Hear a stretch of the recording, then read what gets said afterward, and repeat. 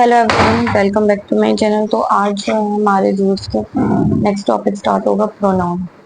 Pronoun की बात करें तो इसके अंदर कुछ कंसेप्ट हैं। सबसे पहले हम वो पढ़ेंगे। सबसे पहले कुछ रूल्स की बात करते हैं, कुछ मिसकंसेप्शंस की बात करते हैं जो कि हम मेनली लेके चलते हैं, लेकिन ऐसा कुछ होता नहीं है। सबसे पहले अगर हम बात करें तो प्रोनाउन होता क्या है। प्रोनाउन कोई भी ऐसा वर्ड होगा जो कि हम नाउन की जगह पे लगाते हैं, ये हम बचपन से पढ़ते आ रहे हैं, ठीक है। तो जो भी वर्ड्स हम नाउन की जगह पे लगाते हैं वो क्या होता है, हमारा प्रोनाउन होता है। मतलब जो भी हमारा सब्जेक्ट है, सब्जेक्ट की जगह पे जो भी अगर नाउन के अलावा कुछ भी लिखा हुआ है दैट इज प्रोनाउन, ठीक है। जैसे everything will be alright, everything, something, nothing, someone, everyone, ये सब जो वर्ड्स हैं ये सब किस में आ जाएंगे, ये हमारे आ जाएंगे, ये सब हमारे आ जाएंगे प्रोनाउन के अंदर, ठीक है। तो सबसे पहले हमारा आता है रेसिप्रोकल प्रोनाउन। रेसिप्रोकल प्रोनाउन के अंदर क्या होता है, इसके अंदर हमारा रेसिप्रोकल प्रोनाउन में हमने पढ़ा होगा, स्पेलिंग मैंने रॉन्ग लिख दी है। रेसिप्रोकल प्रोनाउन की अगर हम बात करें तो इसमें जो है हम एक तो हमारा आता है ईच अदर वाला कंसेप्ट और एक आता है वन अनदर वाला। ईच अदर की बात करें तो ईच अदर हम दो के लिए यूज करते हैं, ये हम सबको पता है, हमने बहुत बार ये रूल्स में पढ़ा है। ईच अदर दो के लिए यूज होता है, one another more than two के लिए यूज होता है। लेकिन इसमें एक और कंसेप्ट है, ये क्या होता है, रेसिप्रोकल प्रोनाउन होते हैं। जैसे ईच अदर उन दो के लिए यूज होता है जिनपे वही काम हो रहा हो। जैसे अगर ए और बी कोई काम कर रहे हैं तो ए भी बी के साथ वही कर रहा हो और बी भी ए के साथ वही कर रहा हो। जैसे ए बी को देख रहा है तो बी भी ए को देख रहा है। ऐसा नहीं है ए किसी और को देख रहा है बी किसी और को देख रहा है तो हम उसके लिए ईच अदर लगा देंगे। जब कोई काम हो रहा है और सेम काम हो रहा है और तब दो पर्सन काम कर रहे हैं तो उस चीज के लिए हम ईच अदर लगाते हैं। जैसे कि A and B looked at each other, ठीक है।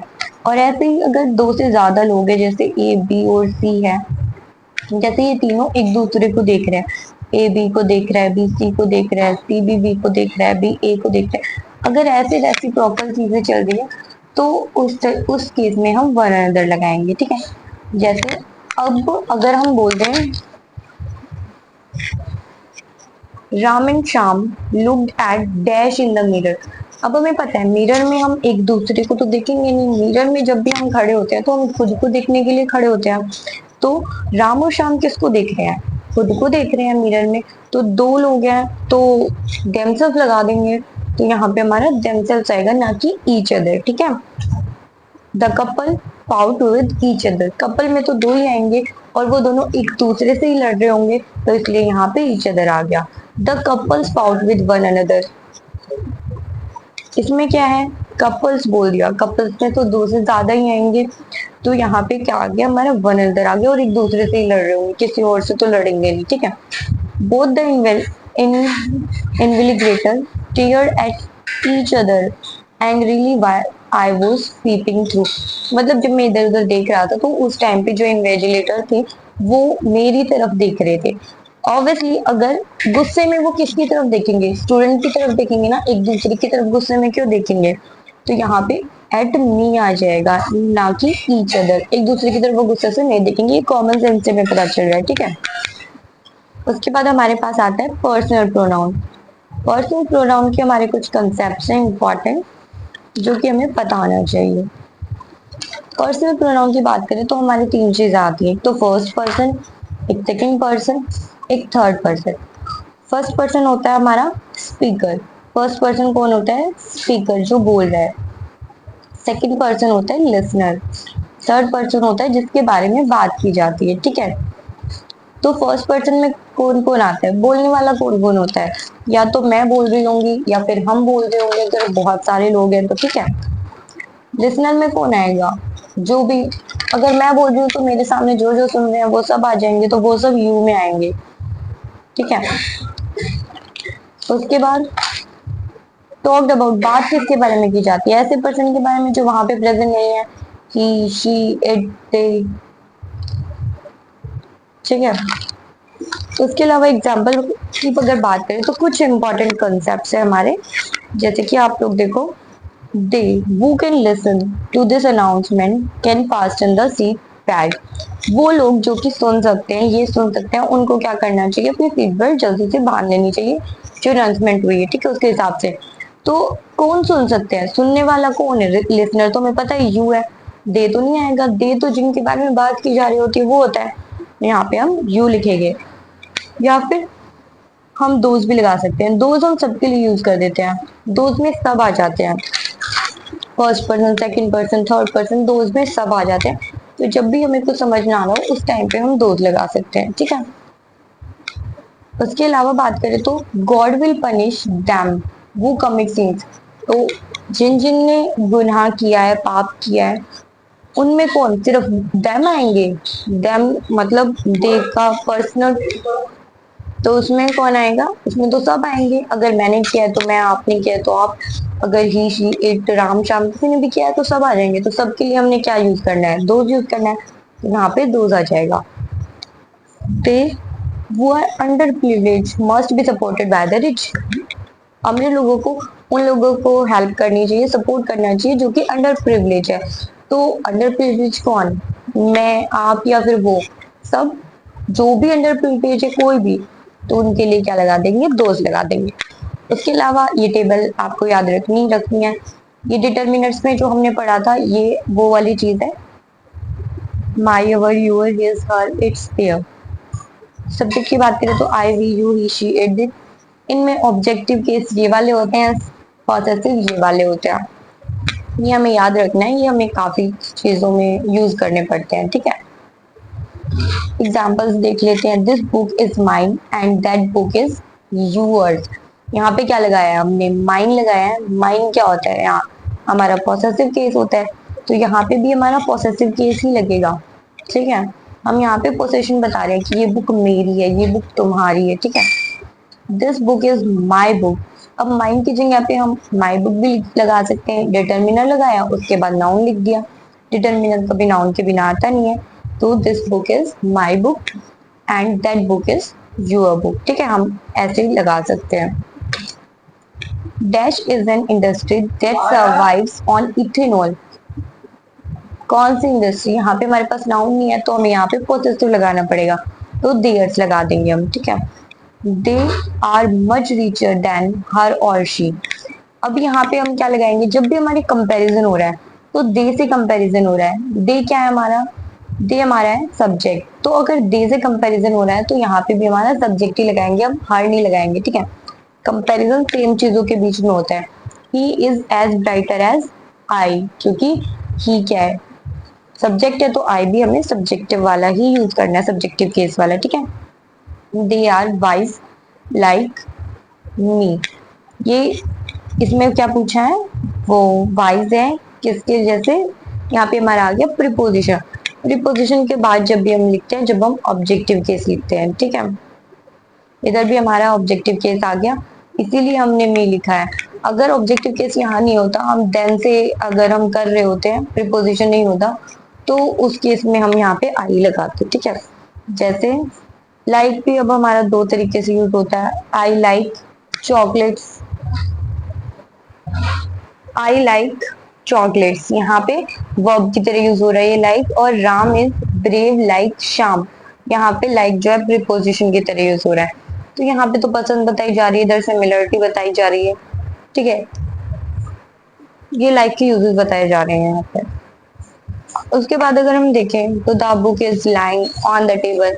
ऑन आ गया, ऑन के बाद जो हमारा ऑब्जेक्ट लिखा है वो प्रीपोजिशन का ऑब्जेक्ट है, ठीक है। जब भी हमारा प्रीपोजिशन आ जाता है और उसके बाद कोई ऑब्जेक्ट लिखा होता है तो हम उसको प्रीपोजिशनल ऑब्जेक्ट बोलते हैं। जैसे I will talk to her आएगा यहाँ पे, क्यों, क्योंकि प्रीपोजिशन आ गया तो वहां पे प्रीपोजिशन का ऑब्जेक्ट आएगा, तो प्रीपोजिशन का ऑब्जेक्ट आएगा ना, ऑब्जेक्टिव केस लगेगा। फिर समझ में आया होगा आपको, यहाँ पे हमने मी क्यों लगाया है, क्यों, क्योंकि ये प्रीपोजिशन आ गया तो प्रीपोजिशन का ऑब्जेक्ट चाहिए हमें बाद में, ठीक है। तो इसलिए हमने यहाँ पे ऑब्जेक्टिव केस लगाया है। उसके कुछ और एग्जांपल्स दे रखे हैं, जैसे कि I have sent a letter to them. To के बाद यहाँ पे देम लगाया, हिम लगाया, हर लगाया, अस लगाया, ठीक है। No one has enjoyed the scenic beauty of Shimla, like आ गया तो लाइक के बाद तो हमें लिखना पड़ेगा। She is better than, he आएगा, देन आया है, एज आया है, देन लाइक के बाद तो हिम आएगा। हमें सिर्फ इतना ही देखना है कि प्रीपोजिशन लिखा हुआ है या फिर हमारा वैसे कंपैरिजन बताया जा रहा है। प्रीपोजिशन होगा तो हमारा ऑब्जेक्टिव केस आएगा, अदरवाइज हमारा सब्जेक्टिव केस आएगा। ठीक है,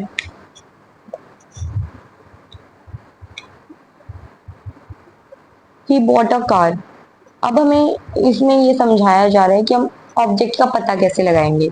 वर्ब से पूछना है कि व्हाट, अगर आंसर मिल रहा है तो मतलब वो वर्ब का ऑब्जेक्ट है।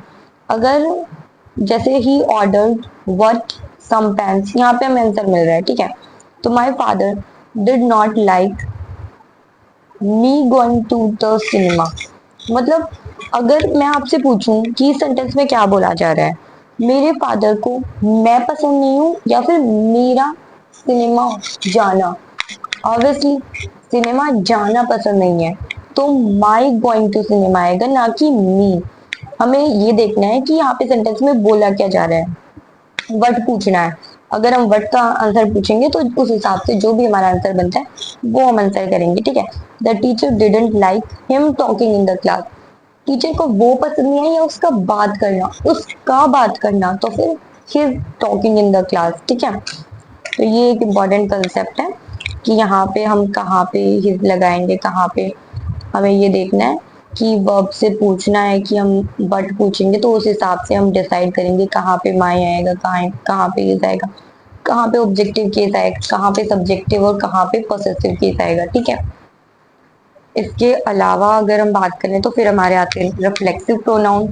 रिफ्लेक्सिव प्रोनाउंस की अगर हम बात करें तो गाइस रिफ्लेक्सिव प्रोनाउन होते कौन कौन से हैं? Myself, ourself, yourself, himself, herself, themself, itself, ये होते हैं हमारे रिफ्लेक्सिव प्रोनाउन।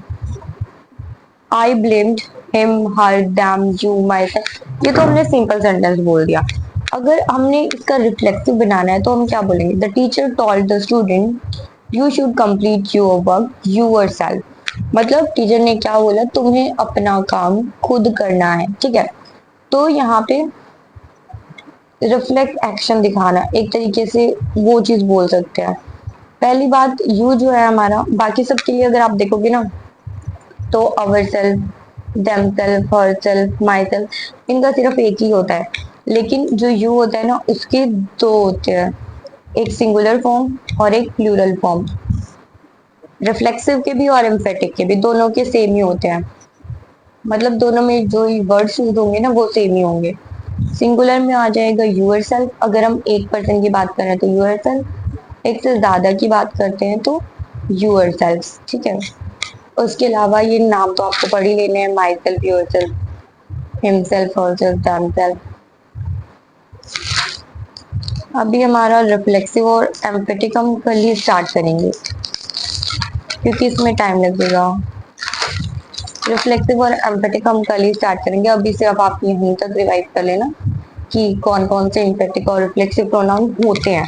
सिर्फ अभी हमने इतनी बात की कि कौन कौन से होते हैं, उसके अलावा हमें कंपैरिजन में कब ही लगाना होता है, कब हिम लगाना होता है, किस केस में हमारा अगर प्रीपोजिशन लगी हुई है तो प्रीपोजिशन के बाद हमें प्रीपोजिशन ऑब्जेक्ट चाहिए होता है, तो इसलिए हम ऑब्जेक्टिव केस लगाते हैं।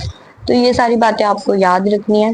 और हमें वर्ड पूछना होता है, जब भी हम अपनी वर्ब से वर्ड पूछेंगे तो हमें आंसर मिलेगा, उस हिसाब से हम वहां पे ऑब्जेक्टिव या सब्जेक्टिव केस लगाएंगे या पॉसेसिव केस लगाएंगे। ठीक है, और ये सारी चीजें आप पढ़ लेना अच्छे से, एक बार रिवाइज कर लेना रेसिप्रोकल प्रोनाउन में क्या था, कब हम ईच अदर लगाते हैं, कब वन अनदर लगाते हैं, कब हम इन दोनों का यूज नहीं कर सकते हैं। ठीक है, और फर्स्ट पर्सन क्या होता है, सेकंड पर्सन क्या होता है, थर्ड पर्सन क्या होता है, ये सारी चीजें आप एक बार रिवाइज कर लेना, इन नोट्स की को गो थ्रू कर लेना, फिर अच्छे से आपका रिवीजन हो जाएगा। फिर हम कल एम्फेटिक और रिफ्लेक्टिव प्रोनाउन करेंगे, उससे थोड़ा और आपको समझ में आएगा। ठीक है, अभी हम क्लास को यहीं पे एंड करते हैं। आप लोग अच्छे से अपनी तैयारी करते हो, आपको कोई डाउट हो तो आप कमेंट सेक्शन में पूछ सकते हो। उसके अलावा all the very best guys for your upcoming exams.